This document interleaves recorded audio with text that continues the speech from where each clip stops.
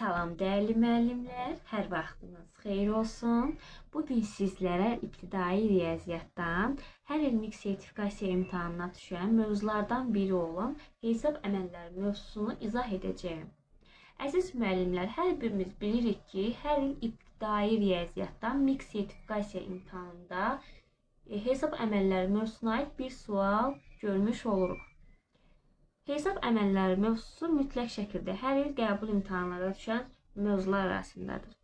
Biz qəbul imtahanında düşən sual tiplərinə nəzər yetirsək, görərik ki, burada ola bilər ki, mötərizəsiz ifadələr verilsin, ola bilər ki, mötərizəli hesab əməlləri ifadəsi verilsin.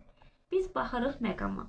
Deməli, əgər mötərizəsiz hesab əməlləri təqdim olunarsa, biz və burada toplama, çıxma, vurma, bölmə verilərsə, onda biz əvvəlcə vurmanı, bölməni, daha sonra isə toplama, çıxmanı ardıcıllıqla yerinə yetirməliyik. Baxın, elə müəllimlər var ki, deyir ki, müəllim, məsələn, birinci vurma, ikinci bölmə gəlibsə, birinci bölməni yerinə yetirək, daha sonra vurmanı yerinə yetirək. Xeyr, bu formada deyil. Əziz müəllimlər, ardıcıllıqla yerinə yetirməliyik. Tutaq ki, birinci əgər bölmədirsə, birinci bölmədən başlayın, ikinci bölmədirsə, birinci vurmadan, daha sonra bölmədən başlayın. Yəni, ardıcıllıqla, soldan sağa doğru ardıcıllıqla hesablayırıq. Vurma, bölmə, toplama, çıxma olarsa, birinci ardıcıllıqla dediyim kimi vurma, bölmə əməli yerinə yetirilir. Daha sonra yenə ardıcıllıqla toplama, çıxma hesablanır. Bu oldu mötərizəsiz ifadələrdə vacib məqamlar. Biri də var, mötərizəli ifadələr də verilə bilər. Mötərizəli ifadələr veriləndə nə edirik? Təbii ki, birinci mötərizənin içərisini həll etməliyik. Mötərizənin içərisində də ola bilər ki, toplama, çıxma, vurma, bölmə yerinə yetirilsin. Yenə də nə edirik? Birinci vurma bölməni ardıcıllıqla hansı birinci gəlib, hansı ikinci gəlib, ona nəzər yetirməliyik. Daha sonra ardıcıllıqla həll etməliyik. Əgər mötərizənin içərisində toplama, çıxma da varsa, yenə ardıcıllıqla hər birini hesablamalıyıq. Daha sonra mötərizəni açdıq. Mötərizə açılanda, yəni biz mötərizənin için həll edəndə, mötərizədən kənarda yenə ardıcıllıqla toplama, çıxma, vurma, bölmə varsa, ardıcıllıq qaydasına uyğun hesablama aparmalıyıq. Tutaq ki, bir nümunə yazaq. Gəlin, baxaq. Deməli,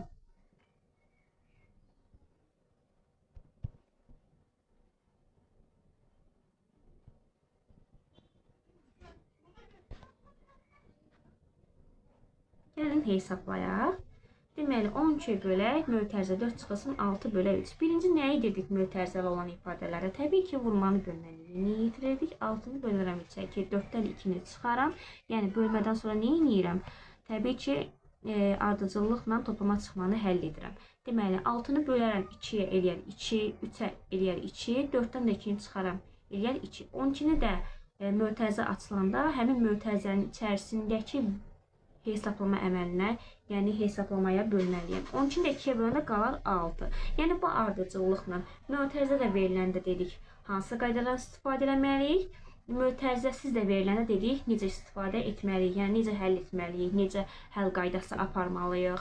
Baxın, burada bir neçə gəlin nümunələrə baxaq. Məsələn, mötərizəsiz ifadələrə gəlin baxaq. Tutalım ki, bizə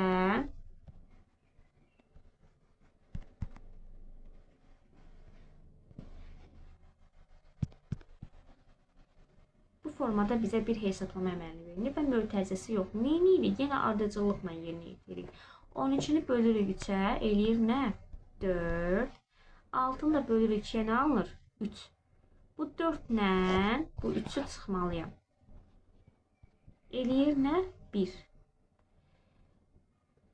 Elə ola bilər ki, məsələn, müəllimlərdə çaşqınlıq yaranar. Məsələn, 12-ni 3-ə bölər, sonra çıxar 6, sonra 2-yə bölər. Bu formada aparılmır müəllimlər. Birinci vurma, bölmə, daha sonra isə ondan sonra toplama, çıxma gələrsə, ardıcıllıqla yerinə yetirilir. Yəni, birinci vurmanı, bölməni ancaq yerinə yetirməliyik. Daha sonra toplamaya, çıxmaya keçməliyik. Bu formada, yəni, hesablama qaydası mütləq şəkildə düzgün yerinə yetirməliyik. Daha sonra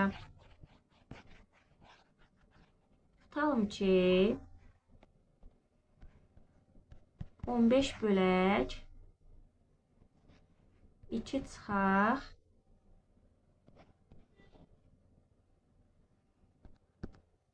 10 bölək 5. Yenə bizə mötərizəli ifadə verilib və bunu gəlin həll edək. Deməli, birinci mötərizənin içi həll olunur. Necə həll edirdik? Birinci vurmalı bölməni həll edirdik. Daha sonra isə toplama çıxma varsa digərlərinə baxırdıq. 10-u bölərəm 5-ə eləyər 2. 2-dən 2 çıxaram, eləyər 0. 15-i də bölərəm 0-a, eləyər 0. Yəni, mötərizəli ifadələrdə baxın, bu qədər rahat həll edilir. Hesab əməllərinin mövzusuna aid mövzu izahımız bu qədər. Əgər sizlərə faydalı oldusa izahımız, kanalımıza abunə olub və bizə dəstək olmağı unutmayın. Sağ olun müəllimlər.